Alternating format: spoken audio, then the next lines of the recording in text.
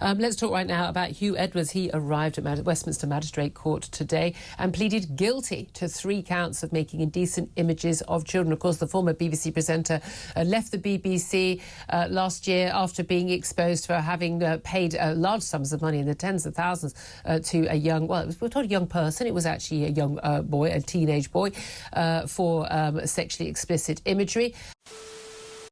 Hi, it's me again, yeah, and it's officially worse than we thought. Huw Edwards rocked up at the Westminster Magistrates Court this morning, pled guilty to it all. Sadly, I couldn't be there. I was invited to go by my mate Ban the BBC off Twitter, but he went and he was happy to share this footage with us, which I found interesting. Have a look, because, I don't know, maybe his mental health is playing up or something, but he doesn't look massively bothered, does he? Why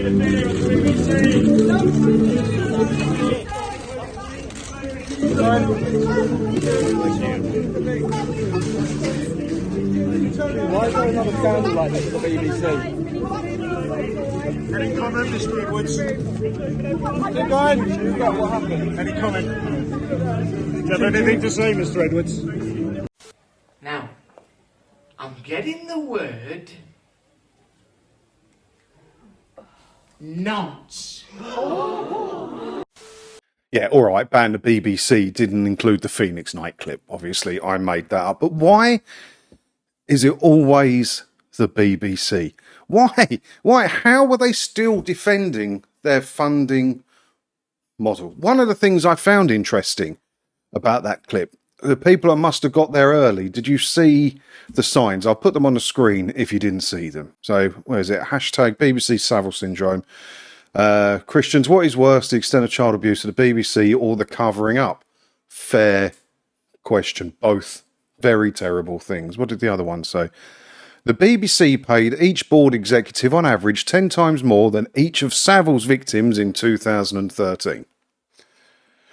Can't really see that one. And there was one that was a bit covered up that I can't really see either. But if you've got any pictures of those, do send them over, because I'd like to talk about them. Right, so let's carry on with where we started this video, shall we? And now, of course, he has pleaded guilty to crimes which no one was aware that he'd actually been charged with until Monday. Even the BBC apparently only learned a few hours earlier. Let's talk about all of this with... Even the BBC only learned a few hours earlier than the rest of us on Monday. Judging by the BBC's previous in this sort of thing, I'm going to press F to doubt. I don't believe a word of that. What I am surprised of is how this was kept quiet for so long, coming from last June. And the charges were brought against him, what was it, November officially? How has that been kept under wraps for so long? And him basically being a free man. I hope the police were keeping an eye on him in case he wasn't trying to get one for the road, shall we say. How has this taken this long to become public? I suppose, I don't know, if it had gone public, it would have been a huge story, wouldn't it? And then if it does go to a jury trial, he had no chance of getting a fair trial. Did he? I guess that could be why, or it's his mental health, because he's going to play the mental health card on this one, isn't he? This is a serious possible custodial sentence. What's the odds of him playing the mental health card? You know, doing a Katie Price and saying he's too traumatised to attend court or prison or whatever. It was a complete surprise that Huw Edwards was charged with anything at all. We were told, weren't we, last year that there were no charges to be brought against him in relation to this relationship of some sort he'd had with this underage. Again, it was a boy, everyone kept saying person. It was a boy. There was a lot of sort of, I think, playing of the mental health card and playing of the minority card, and the sort of, he's possibly gay or bisexual. He didn't want it to come out. Man in the public eye, and he went into institution to deal with his mental health anguish. Sorry, Julia Hartley-Brewer. I get what point you're trying to make there, but he's not in a minority of being one of the rainbow crowd, is he? He is now officially, and I can say it because he's pled guilty, a full-on nonce. That's the minority he's in. What's the flag for that? and then miraculously out of the blue we discover on Monday he's due to appear in court. What do you make of this? Have the CPS deliberately, conspired to keep this from us? I'm a bit perplexed by it, I have to say, Julia. What's normal in high-profile cases like this is that an announcement is made that a person has been charged, and what the charges are. And this notifies members of the public and also the media about an imminent court appearance. And it's for that reason that you do it, because we have something called the open justice principle, which is no matter how high or how low you are, you should be subject to scrutiny and public scrutiny during your trial and during your case. And so it is unusual that they didn't do that. Yeah, I'm massively surprised by it as well. I won't keep playing that Talk TV clip. I'll put a link to it in the description if you want to go and watch the whole thing. I don't know how long it is, about 10 minutes, something like that. There's no point talking about the whole thing, but how have we only just heard of this? It stinks of a bit of a cover-up again. Now, I'm not going deep into my conspiracy theories, but it was a bit sus how all the Jimmy Savile stuff only came out after he died, when you think about how powerful some of his friends were and the dirt he would have had on them. I'm not saying that's where we're going with this one. It doesn't look like he was that deeply involved. But then we didn't know this was a thing until recently for him, did we? So who knows how far his rabbit hole goes? I don't know.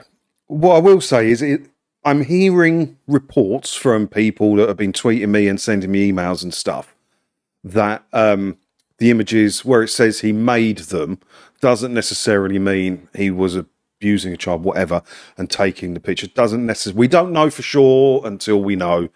But I'm hearing that they were AI images, unsubstantiated. I'm not going to say they were. And some people are saying it's not as bad, is it, John? It was just AI images of that content. It's not that bad, mate, is it? It's not that bad. It's still that content. What sick world do you people live in that think it's okay to produce that in real life or in AI? It's not, is it? It's shocking. So I just wanted to tell you this. My friend at Ban the BBC had this video. I'll link to it. You can watch the whole thing on his Twitter at Ban the BBC. And hopefully, I really would have liked to have got out of work today to go up to London with him so we could have filmed some stuff there and some stuff outside the BBC headquarters and that. So hopefully I'll work that out with him at some point. I just got so much on at work, I didn't have time to do it. Right, did I have anything else here we needed to talk about?